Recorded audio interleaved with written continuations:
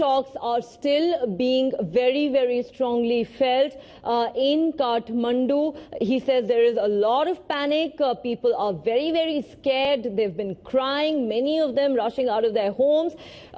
In fact, several buildings have developed cracks. Many buildings, it seems, have collapsed, and a huge cloud of dust has engulfed large parts of the city. And even as we speak right here, even in the studio, we felt strong aftershocks just a short while ago. All right, we're now joined on the phone line by the Information and Broadcasting Minister of Nepal, Minendra Rijal. Sir, thanks very much for speaking to NDTV. Sir, can you tell us how bad things really are in Kathmandu at the moment? Has there been any loss of life? Just a few minutes back, we felt another tremor. I do not know yet the details. I'm still stuck at the place where I was when the first tremor was felt. Very soon I'm trying to go back to Singadharwad, the Central Secretariat of the government. I've been trying to get in touch with concerned officials who will go to the Emergency Relief and Disaster Relief Center very soon. But I have not yet been able to move out of this place where I am.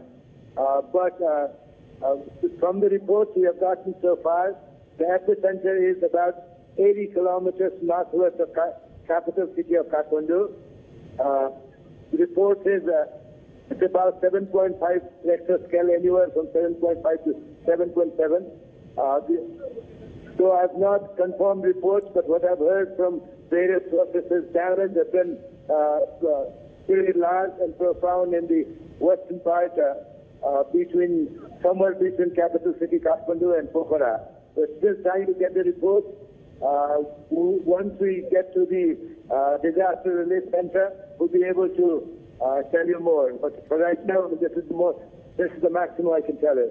Right, sir. I completely understand that it is perhaps too early to really talk about how much damage may have been caused. You have to understand this.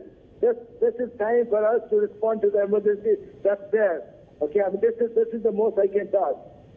All right, sir. Thank you very much. This.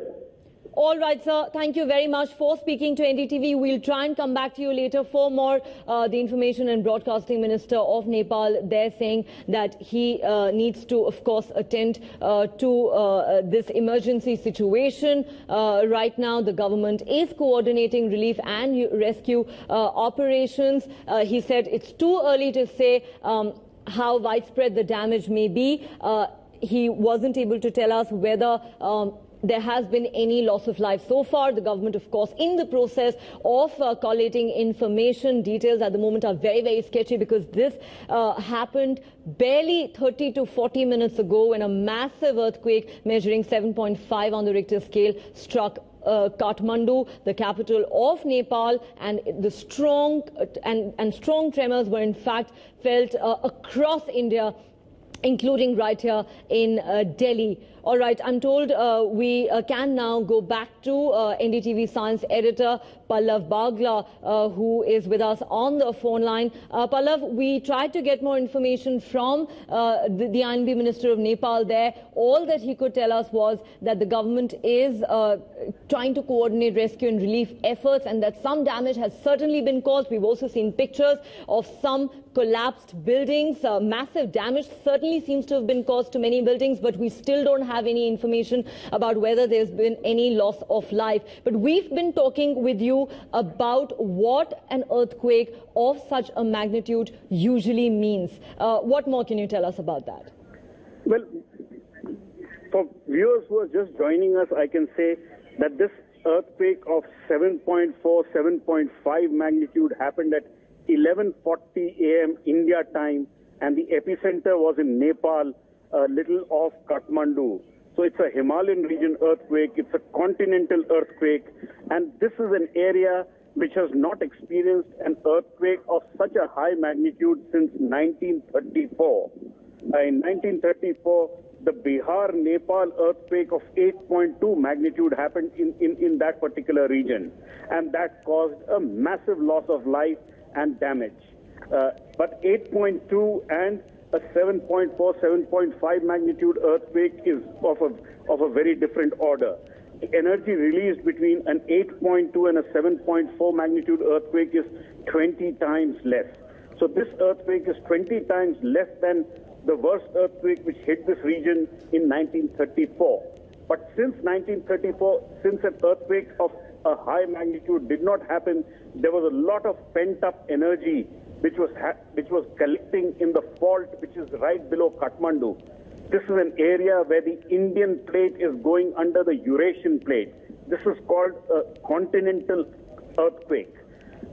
These earthquakes can cause widespread damage in the area where the epicenter is. So I am not surprised if you're already seeing pictures of collapsed buildings from in and around Kathmandu, because the 1934 earthquake, which is called the Bihar-Nepal earthquake, caused widespread damage, and the Bihar-Nepal earthquake caused what is called a liquefaction, which was large areas of earth and soil became almost liquid and buildings just sank inside that, which was collecting in the fault which is right below Kathmandu. This is an area where the Indian plate is going under the Eurasian plate. This is called a continental earthquake. These earthquakes can cause widespread damage in the area where the epicenter is.